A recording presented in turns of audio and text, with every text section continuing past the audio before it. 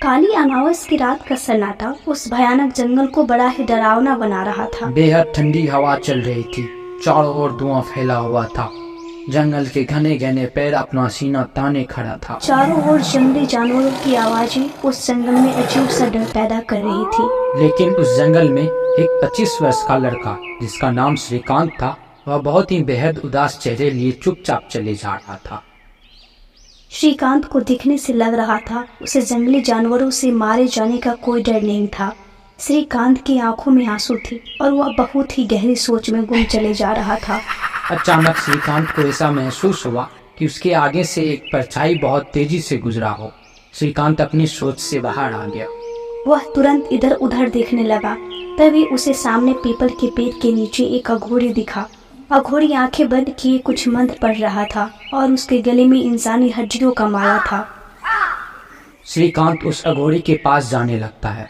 श्रीकांत एक पत्थर से टकरा जाता है और उस अघोरी के ऊपर जा गिरता है। अरे मूर्ख लड़के, तुमने यह क्या किया? तुमने मेरे वर्षों की साधना को विफल कर दिया।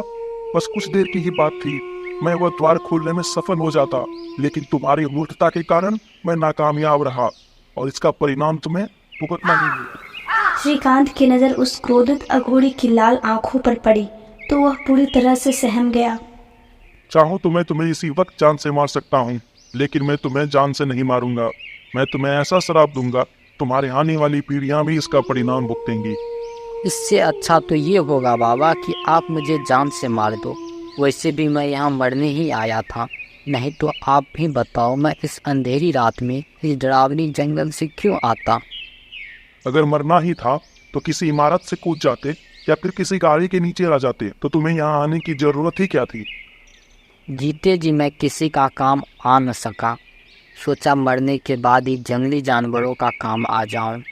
तू संसार का ठुकराया हुआ लगता है, और जो संसार का ठुकराया हुआ होता है वही अपनी रुख जंगल की ओर करता है। तुम्हारी आंखों में मौत का खौफ नहीं लगता बच्चे, और जिनकी आंखों में मौत का खौफ नहीं होता वह अजय होता है। काहे का अजय बाबा? मैं तो जिंदगी के हर मोड़ पर पराजय ही हुआ। पूरी जिंदगी गरीबी में कटी है। अनाथालय में पला बड़ा हुआ मैं। एक गर्लफ्रेंड थी, वो भी चली गई। कर्जदार पीछे पड़े हुए हैं। अगर तू चाहे तो संसार के सारे सुख पा सकता है बच्चे। धन दौलत गाड़ी बंगला व नौकर सब तुम्हारे अधीन हो। क्या ये सब मुमकिन है? क्यों नहीं, तंत्र साधना एक ऐसी साधना है जिससे सब कुछ पाना मुमकिन है। अघोरी की ऐसी बातें सुनकर श्रीकांत के मन में लालच पैदा हो गया। वह अब सारी सुख सुविधा पाने के लिए किसी भी हद तक कुछ भी करने को तैयार था। मुझे क्या करना होगा बाबा? श्रीकांत की बात सुनकर अघोरी अपने हाथों में अचानक एक किताब ले आया। अघोरी वो प्राचीन किताब श्रीकांत को दे दिया। ये वो पुस्तक है जो बड़े बड़े लोगों की जिंदगी बदल दी है। अब यह तुम्हारी जिंदगी बदलेगी। इसके लिए तुम्हें डाकिनी का साधना करना होगा। कर पाएगा क्या? यह संसार ने गरीबी के कारण मुझे ठुकराया है। मैं संसार को नीचे दिखाने के लिए कुछ भी कर सकता हूँ। इस पुस्तक के 11वें पन्ने पर एक मंत्र लिखा है। उस मंत्र का तुम्हें 11 दिनों तक भूखे प्यासे रहकर जाप करना होगा। याद रखना बच्चे, इन 11 दिनों में बहुत सारी चीजें होंगी जो तुम्हारे दिल को दहला देंगी, लेकिन तुम्हें उन सब चीजों को नजरअंदाज कर 11 दिनों तक मंत्र का जाप करते रहना होगा। वो सब जो भी तुम देखोगे वो तुम्हारा भ्रम होगा, सच्चाई नहीं।